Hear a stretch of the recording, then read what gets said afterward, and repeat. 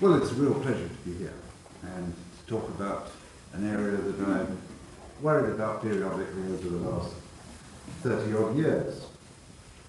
I always get a bit nervous when I see these Greek words, epistemology, ontology. The nature of being, I suppose, is ontology, and to be or not to be, for the attitude, that is the question that Shakespeare put in Hamlet's mouth. It's a nice question, of course, but Shakespeare didn't give the response alternatives, and maybe if he had, there wouldn't have been such a bloodbath at the end of the play. So, how do I advance things? No? Sorry, George. That's on here. You're on here. I'm on here. All right. Okay. No problem. Just use the arrow keys. So. Yep.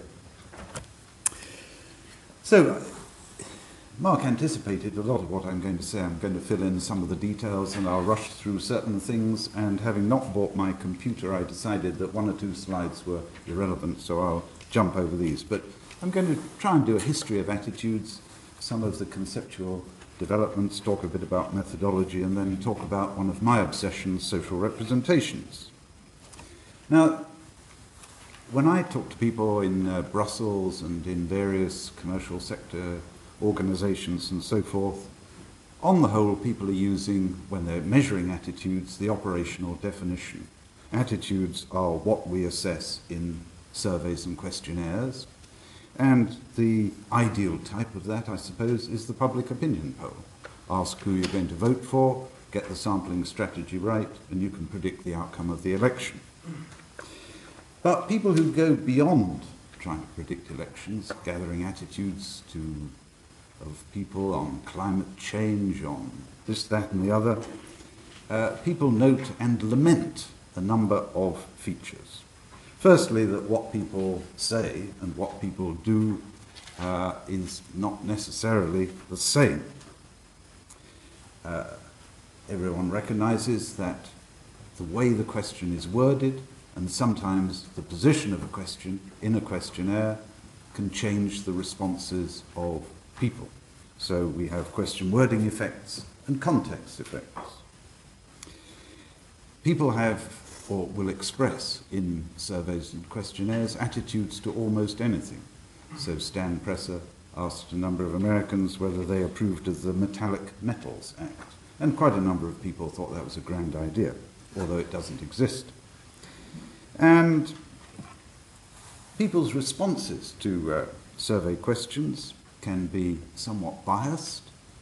Lots of research on autobiographical memory shows that our memory isn't quite as good as many survey designers would hope. And of course, people like to present themselves in a positive light, the social response bias. Now, all these sorts of complaints have been very extensively studied in the literature, but for the operationalists, the academic literature is not something that they refer to. They're interested in news, public relations, they're not interested in science. And I think that is a position they adopt at considerable cost to the quality of survey design and to the relevance of the interpretation. Now, when attitudes came into the social sciences, they were very much seen as part of the relations between the individual and the social, the individual and their social group. And famous work by Thomas and unpronounceable, Zeniecki, I think, looked at the Polish peasant in Europe, and essentially they thought of attitudes as the way in which individuals express the social values of the collective. And that was picked up by Solomon Asch, who talked about social sentiments. Very much the same sort of idea, social sentiments being the individual take on the sort of fabric of society, on the cement between the bricks of society. But then, as we've seen, Gordon Allport comes along, and I'm in the 50% who do quote this, since I put it up. Allport's definition individualizes the attitude. It becomes the property of the individual, And although it is described in this definition of learned, the process of learning is simply not alluded to. And Allport's definition becomes, I think, for social psychology, the sort of hard core of people's thinking about attitudes. And it's captured in two sort of metaphors. One is the file drawer, i.e. that in people's heads is the functional equivalent of a filing cabinet, and they can pull out the relevant attitudes when required. And secondly, it's the projectile model, light the blue touch paper of the attitude, and boom, the behaviour will follow. And that was very much developed in the Yale School of Communications, very active during the Second World War. A whole host of social psychologists, Maguire and others, were trained there. And Rosenberg gave some order to Allport's definition, the famous three components model. So the attitude is a hypothetical variable, i.e. it exists but cannot be seen. Of course, there are social psychologists these days who are using CAT scans and functional MRI to look at the brain when people are thinking about a social object, and hey presto, there's a red light in some part of the brain which crops up when people are thinking about a social object rather than a physical object. So, maybe the hypothetical variable has been identified or at least located to a particular part of the brain. I have to say, I think this sort of brain scanning produces a lot of pretty pictures, but nothing much more than that. However, for Rosenberg, we have this hypothetical variable, the attitude, which is triggered by an external stimulus. And there follows three forms of observable response. Cognition, what you know about the object; evaluation, what you feel about it; and behavioral dispositions. And the idea was that these three components of the attitude operate in a dynamic equilibrium. So your attitude to David Cameron's latest view on scroungers is what you know about him and what he said, what you feel about it and what you'd like to do with him if you kind of met him, or what you do at the general election in 2015, if you care to vote, that is. So this idea of a dynamic equilibrium between these three components is taken up in social psychology in a 10 or 15-year research program on cognitive consistency. Vast amounts of research looking at the basis of consistency between these various components. And in parallel, although I will talk a little bit more about methodology, particularly Lickert, following pioneering work by Thurston, pulled from the area of psychophysics the idea that attitudes could be measured. Thurston and Lickert showed how one could measure the evaluative component, and given that there was an assumption that the three components of attitude were in this dynamic equilibrium, people took up Occam's razor, entities are not to be multiplied without necessity, and thought that that was the way to measure attitudes. So endless questionnaires are measuring the sense of the extent of affect for and against particular objects, and making some bold assumptions about what this means in terms of people's choices and decisions. Now, very early on, it was fairly evident that what people say and what people do are not the same thing. And there was a famous study by Lapierre, must have been the sort of research project that anyone would love to have these days funded. He, in the early days of motor vehicles, he took a very fancy motor vehicle around various of the southern states, and he was accompanied by a Japanese couple. And they were entertained in various restaurants, bars, whatever, no, probably not bars at that time, restaurants and hotels and so forth. And then Lapierre wrote to the various places they visited and say, would you allow members of the Japanese race to be guests in your establishment? And he found that, on the whole, as they went around and presented themselves. Only one person, I think, said that they wouldn't give them a table at the restaurant. But the so-called symbolic behaviour, when responding to a questionnaire, something like 50% of those who bothered to respond said they wouldn't accept them. And there were lots and lots of studies which drew into question this idea of the projectile model, that attitudes lead directly to behaviour. And then in 1969, a chap called Wicker gathered up all these studies and various other studies, did a meta-analysis, and came to the conclusion as stated here. Taken as a whole, attitudes are more likely to be only significantly or unrelated to behaviour. So, not a positive moment for the theory of the attitude. But along come Martin Fishbein and Ajzen with the theory of reasoned action.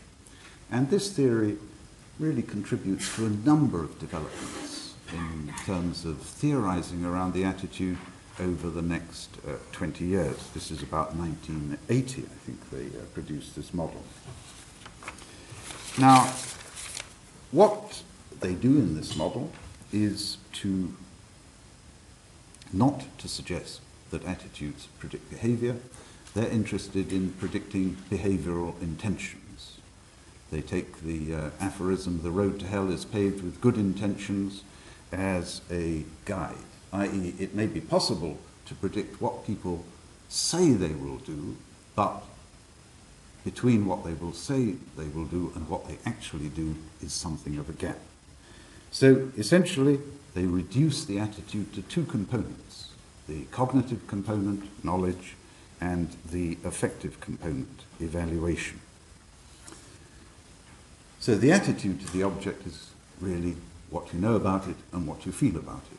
Now, in their model, the idea is that in order to predict the behavioral intention, one has to bring in something about the social context, and in Fishbein and Ajzen's model, that is people's beliefs about what other people think they should do. Maybe their family, maybe their peer group, etc. Whether other people would approve or disapprove of them behaving in a particular way. Now, Fishbein and Ajzen's model has been used extensively. The health beliefs model in sort of applications of social and ordinary clinical psychology to people with various illnesses. It's been used with respect to environmental behaviors. It's been applied across a whole range of areas. And as people conducted research using Fishbein and Ajzen's model, one or two modifications were added. Ajzen, for example, introduced the idea of perceived control. So the health beliefs model showed that lots of people who do bad things to their body, like smoking and overeating and all that sort of thing, say they very much like, they're very positive attitudes towards not smoking or eating less. They think their peer group would also approve of that. But, again, the road to hell. And so they introduced a modification, an additional element to the model. Does the person believe they have control? And it turns out that those smokers who don't believe they have control tend to be less likely to give up than those people who do believe they have control. And then I think it was Bentler and Speckhart found, with a bit of multivariate fishing expeditionary, that past behaviour was actually rather a good behaviour, good predictor of future behaviour, i.e. that people have habits. Regardless of their attitude, regardless of what other people think they should do, habit is an important basis. And I think this was with respect to American students taking prescribed substances. And a sort of extension of Fishbein and Ajzen came in Zala and Fazio, writing in, I think it was the American Journal of Political Science, where what they suggest is that there's no such thing as an attitude per se.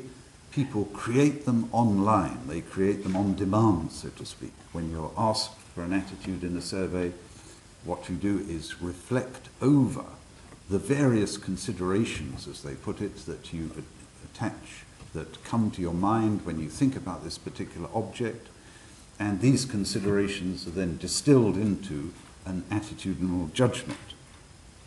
Now, they've done various elegant experiments to show how this, for example, explains rather well context effects. Because what does a context do? It makes certain considerations more salient than they would otherwise have been. So if you ask people about nuclear power and you just happen to put in a question, do you remember what happened at Chernobyl or 3 Mile Island? Then people will have more salience of the memories of those nuclear disasters, and when asked the next question, do you think Britain ought to have more nuclear power stations? People say, well, gee whiz, don't think so, very unsafe. So, although it explains, or begins to explain, how context effects may operate, the problem with their model, and again it goes back to ontology perhaps, is what are these considerations? They seem to be sort of free-floating. They're in people's memories. What's the difference between a consideration and an attitude, one would ask? And it's not entirely clear from their paper where they get to. There were one or two other interesting developments following Wicker's meta-analysis. One particularly I thought was a rather elegant idea came from Abelson. Abelson picked up from the idea of script theory in cognitive psychology, where people have scripts like the famous ones, the restaurant script, where you book the table, you stroll in, you're shown to the table, you order the meal, you pay, and then you leave. And the script is like a sort of comic strip. And what Abelson argued was that attitudes might be a bit like that, in that there are some attitudes which carry with them what he called a participant script, i.e. the individual sees themselves as part of the action. There are other attitudes where the actor, so to speak, or where the individual, I should say, is but an observer. And what Abelson was suggesting is that the failure to predict behavior from attitudes is that very often we're asking people about issues where they are observers. They're not participants in the script. They haven't thought of themselves as carrying out these particular actions. And then there was a very good paper by Kellman. And what Kellman pointed to was that the idea that somehow attitudes are in a unidirectional causal chain leading to behavior is just confounded by an awful lot of social psychology. So, for example, role-playing. What's the point of role-playing? The point of role-playing is to introduce people to a new way of thinking about themselves, and apparently if people do role-play, they change their self-conception often. So behavior can influence attitudes. Festinger's cognitive dissonance theory showed quite clearly that if people behave in a counter-attitudinal way without sufficient justification, their attitudes change as a consequence of that. So what Kellman was arguing is that attitudes and behavior are in some sort of mutual interdependent relationship. Sometimes attitudes lead to behavior, sometimes behaviors lead to changing attitudes. So altogether, the three-component model, post-Fishbein and post-Wicker's analysis, becomes somewhat better defined, or at least the problems associated with it better characterized.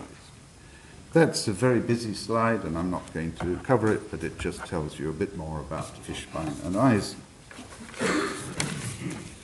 Now, at some point, American social psychologists got terribly upset, and it was particularly with respect to the Ronald Reagan's presidential campaign. And Ronald Reagan seemed to get an enormous amount of votes because he made people feel good. The fact that he had no policies whatsoever was completely irrelevant. And a lot of American social psychologists felt that this was the end of the Enlightenment, that people ought to be thinking seriously about the political issues, not merely responding to children waving flags, Ronald Reagan smiling, and whatever films he made before he became governor of California. So what we see is, and it's an interesting development of some ideas that came out of Freud, because Freud distinguished between primary and secondary processes. Primary processes are related to the id, and with that comes impulse and emotion, and secondary processes are linked to the ego, and they are sequential and thoughtful and take into account the real world, etc. And we see the cognitive revolution in social psychology in a couple of models of attitude. People talking about peripheral and central processing, that was Petty and Cacioppo, and virtually the same. It's wonderful how people invent neologisms for exactly the same idea. Eagley and Chaikin come up with heuristic and systematic processing. And within their theory, there is a sort of underlying normative statement that people would be better if they were operating on central processing and systematic processing, and that peripheral and heuristic, these are the sort of ephemeral views of the quarter-witted who have not been affected or influenced by the Enlightenment since the 18th century. But interestingly, we see a sort of counterblast from a number of people who are coming up a little bit in defense of intuitive and spontaneous thought. Let me give you an example. This is a question to keep you awake. If a bat and ball cost £1.10p, and the ball costs £1 more than the bat costs £1 more than the ball, how much does the ball cost? Now, that's a question that Danny Kahneman has in his book Fast and Slow Thinking, and it turns out that in the majority of educated audiences, about 60% of people say the ball costs 10p, because that's the obvious answer. I won't go into the details. We needn't embarrass anybody if they jump to that conclusion. I would admit I jumped to that conclusion when I was reading his book. So occasionally, when we do his type 1 thinking, we're sort of overwhelmed by the obviousness of the situation and we jump to a conclusion very quickly. We do not engage in the counterfactual. We don't ask, check up on the answer, so to speak. And this is very much part of his thesis, that he's not arguing that type 1 heuristic thinking is always leading us astray. Occasionally it does. And his idea is people need to be trained to recognize when they need type 2 thinking, which is serious cogitation, scratching your head, and so forth. And this is very much picked up by Geigerinzer, who runs a laboratory, one of the Max Planck institutes, where instead of thinking about heuristics as silly shortcuts by quarter-wits, he treats them as what he calls fast and frugal ways of thinking. That essentially we spend an awful lot of time having to make quick decisions. Some of those are on trivial matters and some are on important matters. But essentially, if we were not to have these fast and frugal heuristics, we would spend so long getting out of bed, deciding whether to take an umbrella this morning, how are we going to commute to work, and so forth. If we had to think through all these things in detail, we'd never get anything done. And also in risk perception, which is an area I'm quite fascinated by, the standard idea of risk perception is that people look at the probability of the hazards occurring, and they look at whether those hazards are going to bring the extent of negative consequences. So if you've got the probability times the negative consequences, you can work out whether it's a risk that you should take or not. And that has guided risk perception for 20 or 30 years. And Slovic comes along with what he calls the effective heuristic, which is that some people look at a risk and say, no, that's okay, I'll just, I'm happy with that one. And they don't go through these machinations of collecting up all the data. So the cognitive revolution produced within attitude theory, almost the individual as a rational decision taker, and attitudes are formed on similar processes. There's a good deal to the attitude that goes beyond those rational processes. And there's also a good deal to be, or there's something to be said about the way in which the cognitive revolution took the social out of social psychology. So, you know this famous ambiguous figure. The two faces there are to represent the individual, and it is looking at the individual cortex that an awful lot of social psychologists spend their time. And they ignore what is between the faces, the social context. And it seems to me, at least in social psychology, what we should be looking for are those theories which engage between the individual and the social, and begin to explore the social mechanisms that link individual and social context. And I note 2 or 3 studies where people have looked at blood donation and the way in which people's personal identity drives their continuing donation of blood, rather than some sort of trade-off in terms of societal benefits or not. Then there's a very interesting study by Di Giacomo, and also the Runciman's work, where in a way it's identity, group identity, that links what the individual thinks and chooses to do to the social context, what other people also think. So things like social identity theory, which I'm sure some of you will be familiar with, developed by Henri Tajfel, would be a classic example of a social mechanism. We have a focus on the micro level, the individual. We have a focus on the meso level, the notion of social identity, and that is the product of the association of minds, conversations, and so forth. So my enthusiasm over the last few years has been to try and think through how we might keep the social in social psychology. And this is a model which my colleague Martin Bauer and I developed in about 1999. It's called the Toblerone model because after we developed it, it suddenly dawned on me that Martin was from Switzerland. And so it would be a nice attribution. So essentially, the idea is that we have 2 people, S1 and S2. And those 2 people are joined together by some kind of project, some kind of common fate.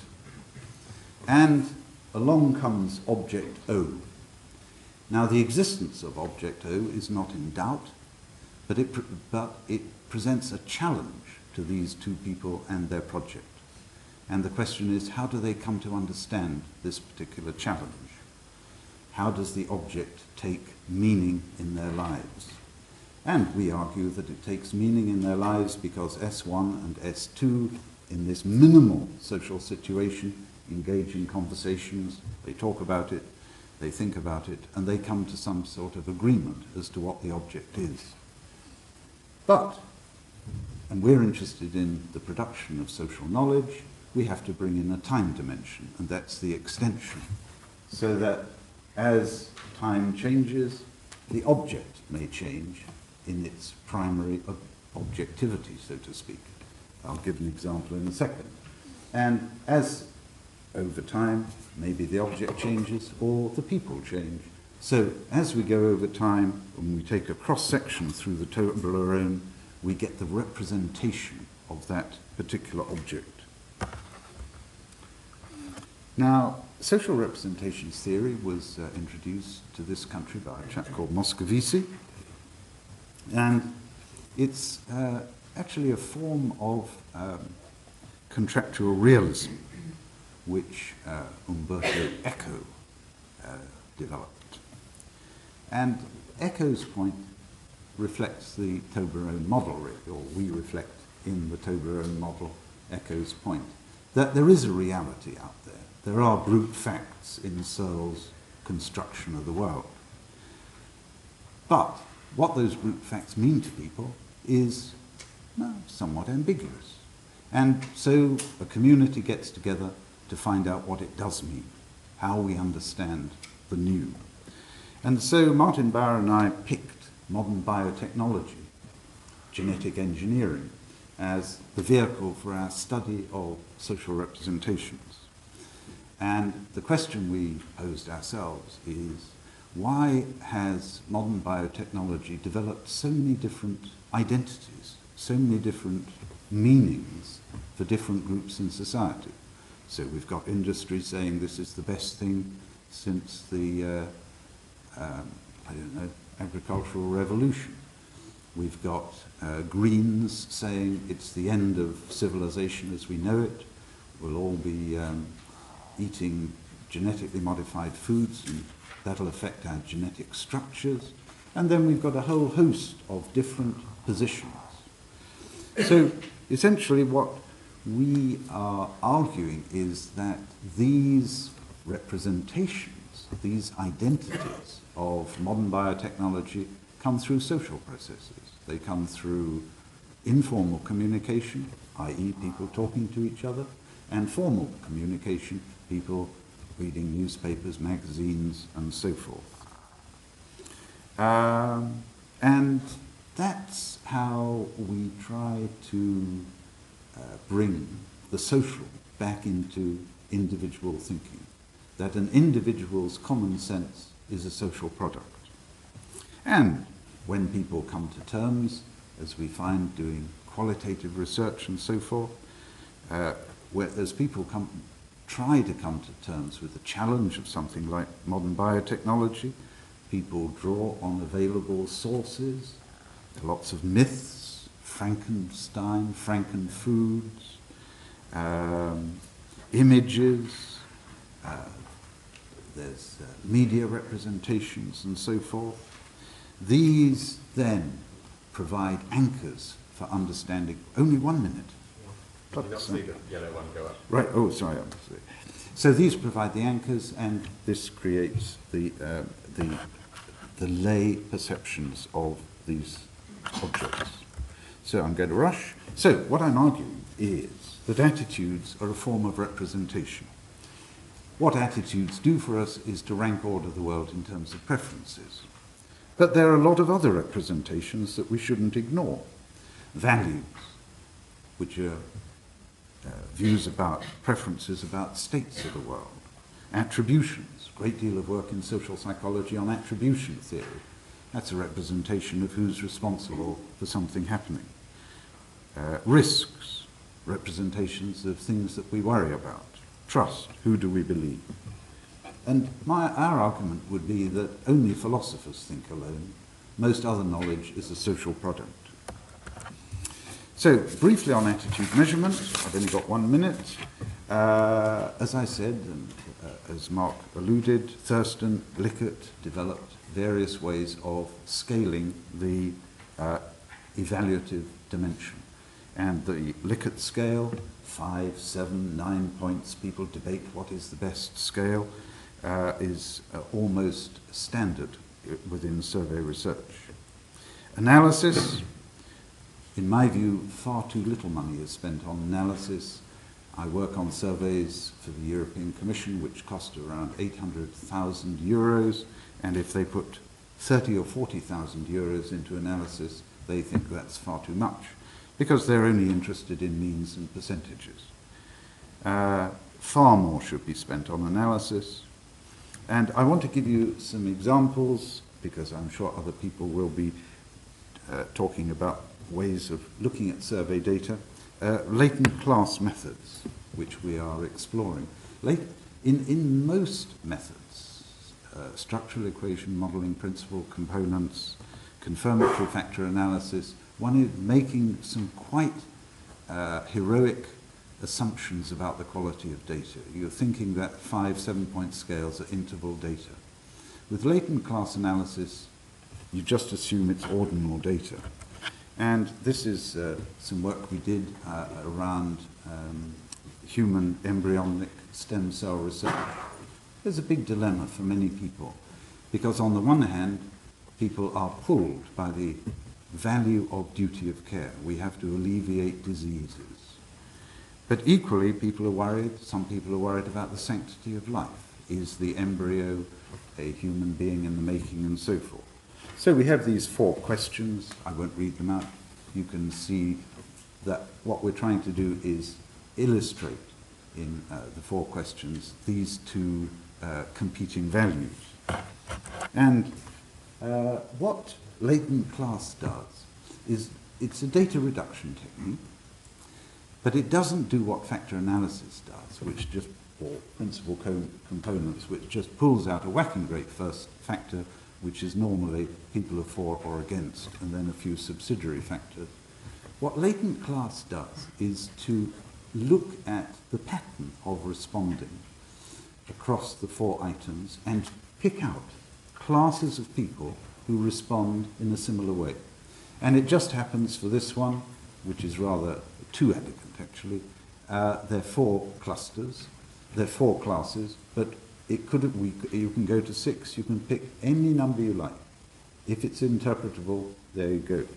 And what you see in the dark blue is those people who strongly go for duty of care, and in the dark yellow you have the sanctity of life, and then you have strong believers, and then in between the 2 you have the moderate duty of care, moderate sanctity of life.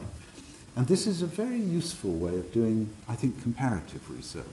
So you probably can see some of the names down there. This is a Eurobarometer survey, and it certainly helps my colleagues who come from various countries to reflect on the public debates on these issues and to try to understand how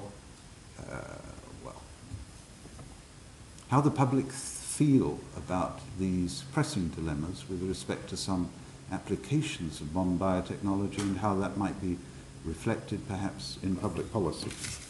So thank you very much for listening. I just want to make 3 comments in my -1 second. Collecting responses to a handful of statements is prototypical in an awful lot of survey research, and I think this is the pursuit of news and not social science. I think, and I would like to impress on you, the value of designing surveys on the basis of social scientific ideas and concepts. I think it's important to think about these issues of social mechanisms.